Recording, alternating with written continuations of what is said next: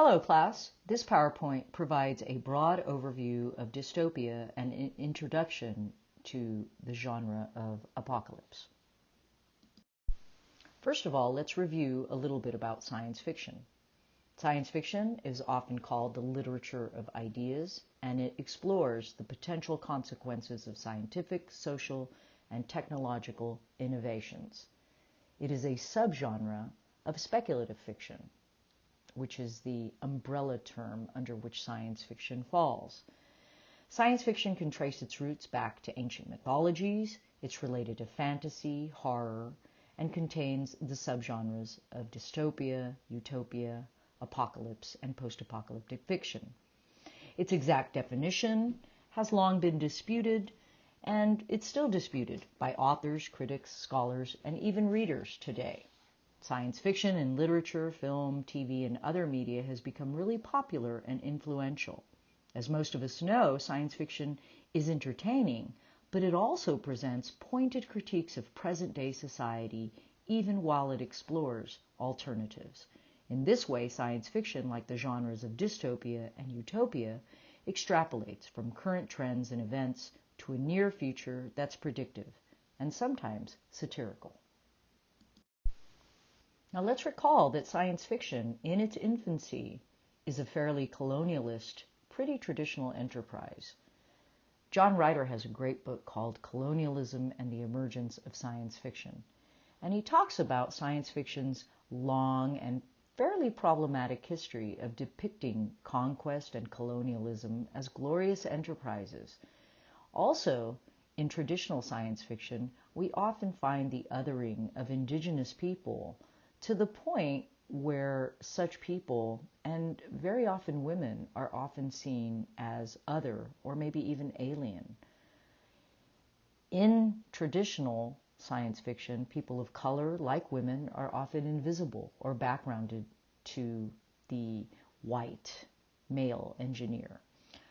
The colonial gaze is something that we often find in traditional science fiction. In critical theory, the gaze refers to the act of seeing and being seen. Colonized others find themselves viewed and defined in terms of the privileged others' norms and value preferences.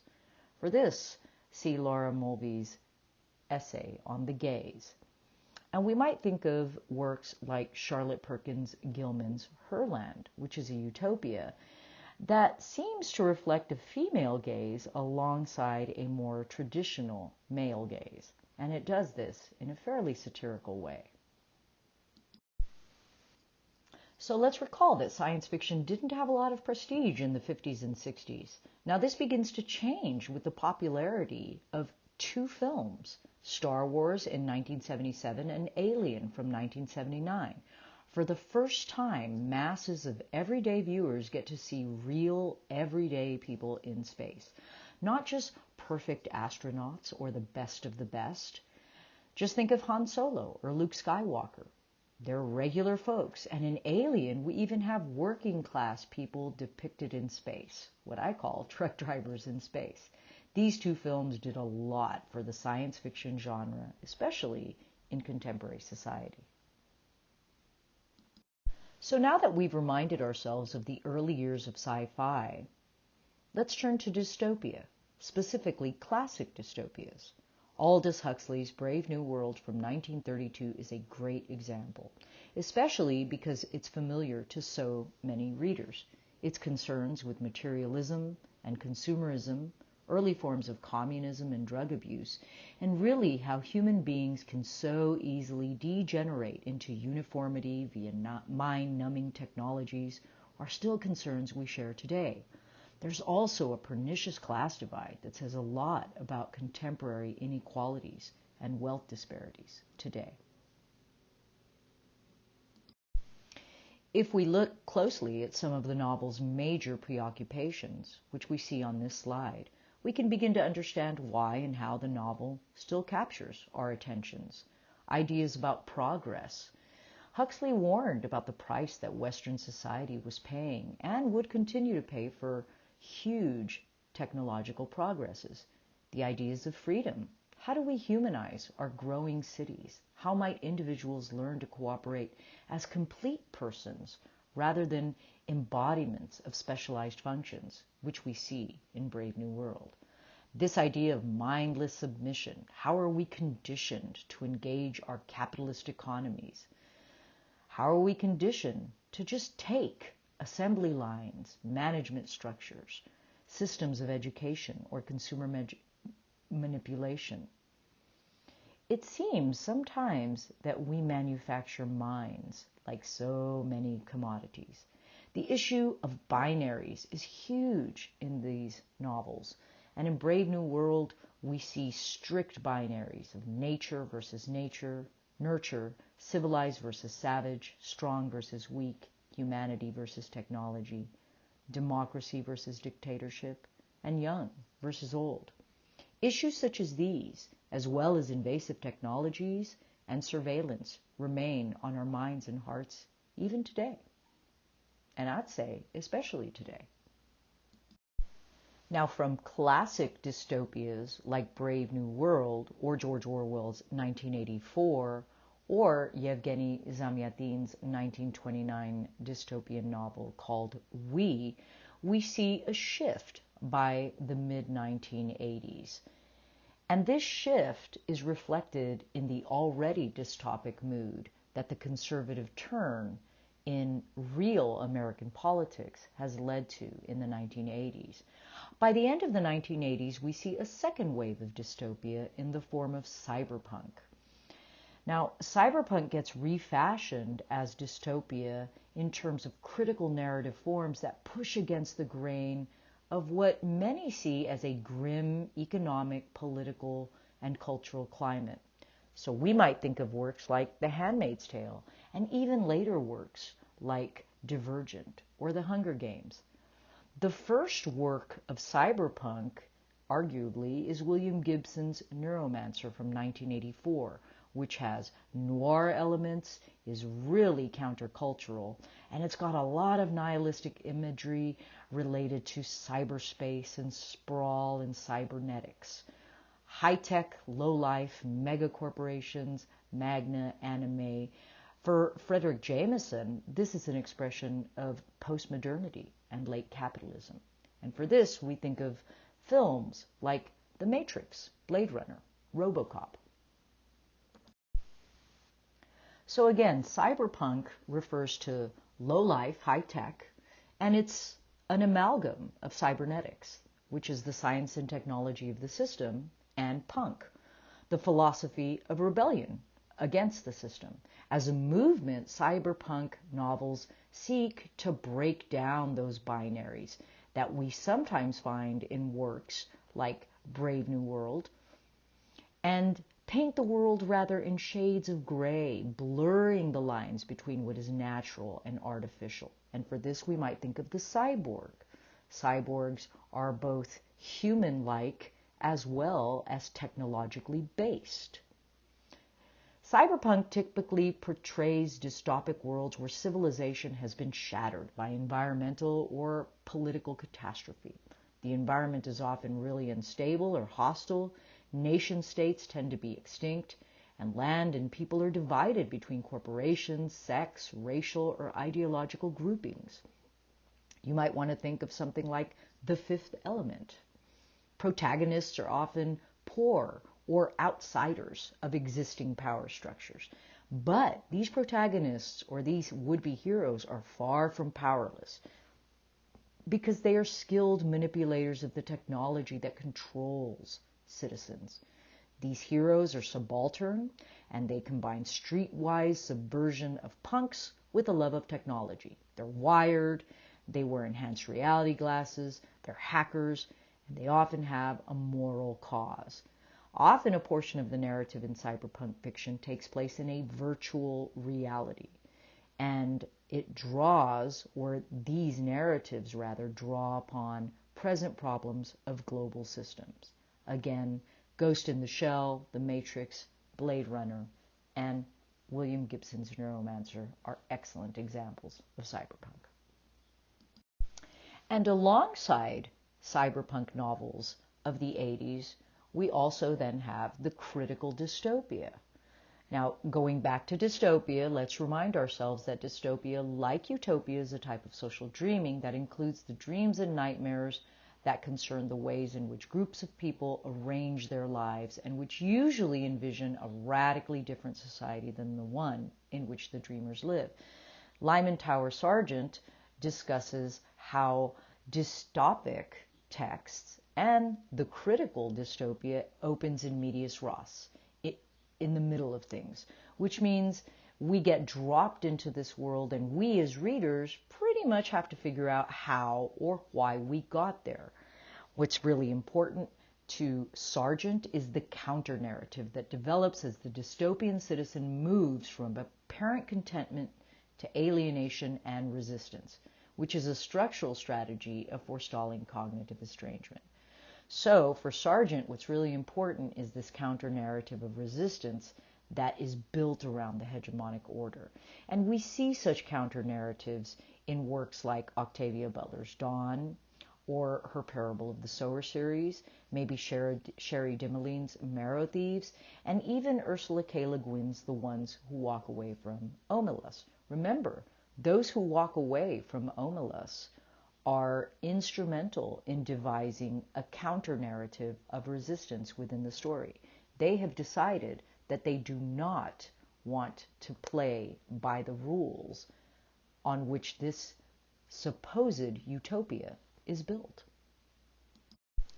Raffaella Baccolini talks about the critical dystopia in terms of how feminists in the 1980s reappropriated certain forms of genre fiction to create oppositional and radical strategies. We might think of The Handmaid's Tale, where a culture of memory and language really factor greatly into that narrative of resistance. And the idea here is that if genres are institutions with rules and conventions and expectations, for instance, those rules and conventions and expectations we find in traditional science fiction, then strategies that resist those borders, that resist those binaries, become or create hybrid texts that favor such contamination. And in this way, these texts themselves, as well as protagonists within the texts, reveal resistance to hegemonic ideologies. Now, in classic dystopia, Baccolini talks about how memory often remains trapped in individual and regressive nostalgia. For instance, in Brave New World, the memory of a more just systems remains trapped in our hero who ends up dying. In the critical dystopia, cultures of memory seem to move from the individual to the collective, and so they don't die out, and they reveal a social project of hope. Hope becomes very important to the critical dystopia, as does language, as does memory, as does the destruction of binaries. Two elements that I would like to reiterate are important to both cyberpunk and especially the critical dystopia are surveillance and heterotopia. And for surveillance, we can think about the idea of discipline and how discipline and power produce subjected or docile bodies. And for this, we might look to Michel Foucault and his work on the panopticon, which was first devised by Jeremy Bentham in terms of prison systems. Another important element of the critical dystopia is heterotopia, the idea that there are counter sites contradictory to real sites within these worlds that, again, push against the hegemony of such sites. These counter sites exist outside of time and space, and their role is to create a space that is other. And sometimes these other spaces are much more egalitarian than those real spaces that we find in these worlds. Finally, let's introduce ourselves to Apocalypse and the idea of post-apocalypse very briefly. In literature, apocalypse and apocalyptic imagery is not necessarily associated with God's final judgment, but the very nature of finality. In literature, apocalyptic narratives might exist somewhere between myth and history, and apocalyptic imagery may point to a new, more democratizing world order. Some of us might remember the biblical imagery of the Revelation, or the four horsemen of the apocalypse. Apocalyptic literature feeds on this imagery, but it's quite different from it. So even though apocalypse is a synonym for catastrophe, literary apocalypses signal a break with an earlier world or social or maybe even cultural order. Apocalypse comes from the Greek word which means to uncover or a disclosure of knowledge. For instance, the lifting of a veil that results in a revelation. Now, perhaps the most important element of the literary apocalypse is this idea of revelation. There's something that's being revealed or unveiled to us, and generally this is an entirely new world order. For example, the new world order that results in Octavia Butler's novel Dawn is one in which humans are going to have to gene trade with an entirely alien species. There's also a new world order that results from a kind of break in time in Margaret Atwood's Oryx and Crake. In this novel, we have a time period before the creation of the post-human Quakers, which is pretty dystopic. These Quakers are a new biological species, but they are very utopic. So we've got a break between the world before the Quakers are conceptualized, and then a break in that world that is an apocalyptic break, which kind of tears the fabric between the old world order and the new world order, in which quite possibly these Quakers will become new humans. And again, apocalypse, like post-apocalyptic fiction, is a subgenre of science fiction. Post-apocalyptic fiction probably dates to Mary Shelley's The Last Man. Post-apocalyptic fiction gained in literary popularity after World War II, which kind of showed to people the failure of modern technology, pandemics, which we've learned a lot about in the past few years, environmental catastrophe, global annihilation by nuclear weapons. In post-apocalyptic fiction, the apocalypse or the apocalyptic event is the climax, the break between one world order and the world order to come. Now, as far as films go, we have a lot of dystopic films in our current area. And what's really interesting is that these films often factor, by their very nature, utopic societies. And what we see is a kind of push and pull between utopic and dystopic elements within these worlds.